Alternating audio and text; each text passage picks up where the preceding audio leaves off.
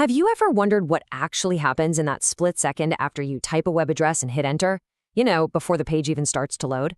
There's this incredible, invisible system working behind the scenes, and it's one of the absolute cornerstones of the internet. Today, we're pulling back the curtain on that system, the Domain Name System, or DNS. So it all boils down to this one simple problem. We humans, we think in names, like wikipedia.org. It's easy for us to remember. But computers, they couldn't care less about names. They communicate using numbers, these long strings called IP addresses. So how in the world does your browser bridge that gap? How does it get from the name you typed to the number it actually needs?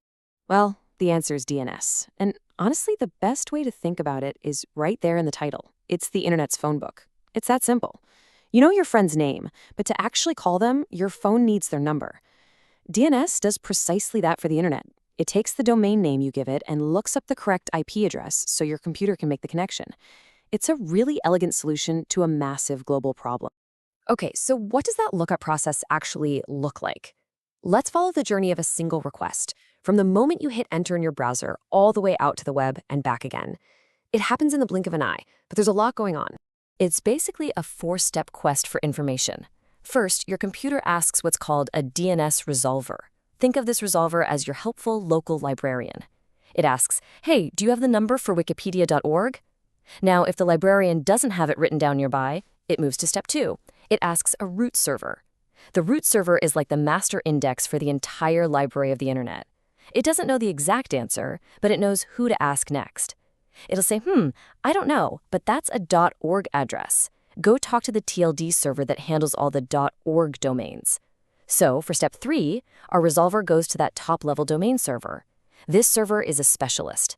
It looks at its records and points our resolver to the final stop, step 4, the Authoritative Server for wikipedia.org. This server holds the official final record and gives our resolver the IP address. Then, finally, the answer gets back to your browser and the connection is made. Whew! So that journey is made possible by a whole set of specific tools and rules that keep the entire massive system organized. Let's pop the hood and take a look inside the DNS toolkit. You see, an entry in the internet's phone book can be way more than just a phone number. DNS stores information in different kinds of records. The A record is the most common. That's the one that links a name to an IP address. But there are others. An MX record, for example, tells the internet where to send email for that domain. A CNAME record can make one domain just an alias for another. This kind of flexibility is what makes DNS so incredibly powerful. Now, throughout that whole journey, we really saw two types of servers playing very different but equally important roles. On one side, you have the recursive resolver. That's the seeker. That's our librarian, the one who goes on this whole quest asking all the questions until it hunts down the answer. And on the other side, you have the authoritative server. That's the source. This is the server that holds the official, verified records for a specific website. It doesn't ask questions, it gives the final, definitive answer. One seeks, the other knows. Okay, you can imagine that doing that whole 4-step dance for every single click would be, well, pretty slow. That's why DNS has this brilliant built-in feature to make it super efficient: caching. You can think of it as the system's short-term memory. When a resolver gets an answer, it stores it or caches it for a little while. How long? Well, that's determined by something called the time to live, or TTL. It's basically an expiration date on the data. So the next time you visit that same site, your resolver just says, oh, I already know this one, and gives you the answer instantly. So we've gotten the peek at how it all works under the hood. But why does any of this technical stuff matter to you? Well, let's talk about how DNS has a direct and sometimes frustrating impact on your daily internet experience. I guarantee you've run into a DNS issue before. Ever seen an error message like server not found? That's often DNS. For instance, a stale cache means your computer's remembering an old IP address for a site that's moved. DNS not found is literally the phone book telling you there's no entry for the name you typed. Even a sluggish internet connection can sometimes be the fault of a slow DNS resolver that's just taking too long to find the answers.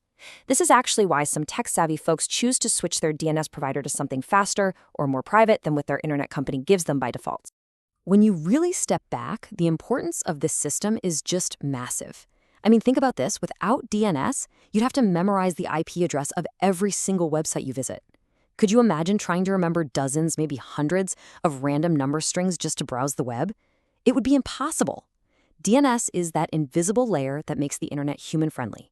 It's what allows for branding and simple navigation. It's what makes the web as we know it work at all. It's this incredible globe-spanning system of trust and information, working silently, perfectly, millions of times a day for all of us. And it really makes you wonder, doesn't it? What would the internet actually feel like if we had to live without its phone book? What other invisible systems are out there, just quietly holding our entire digital world together?